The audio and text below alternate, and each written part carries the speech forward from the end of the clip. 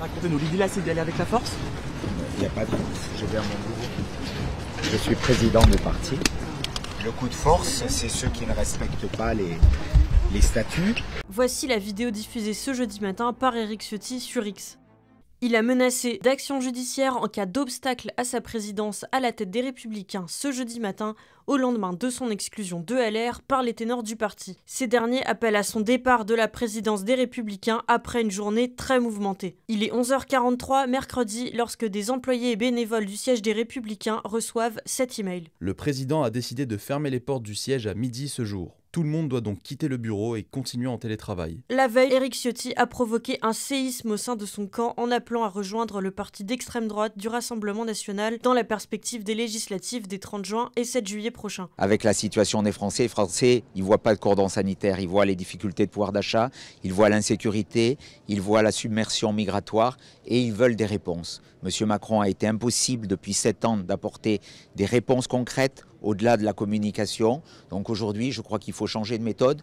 Le pays est en danger, il faut penser à la France. Un souhait d'alliance rejeté catégoriquement par les ténors des Républicains qui ont aussitôt annoncé la tenue d'un bureau exécutif exceptionnel.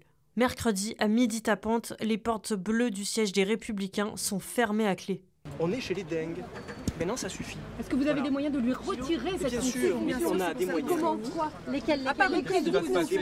Des moyens d'abord politiques. Voilà, on est dans une démocratie. Donc les capsis qui s'enferment dans un bureau et qui disent je sortirai jamais, quand tout le monde leur dit maintenant ça suffit, ça n'existe pas. Ils se réunissent au musée social à quelques pas du siège de LR. Et peu avant 17h, la décision est annoncée. Éric Ciotti est en rupture totale avec les statuts et la ligne portée par les Républicains. Il est exclu ce jour des Républicains.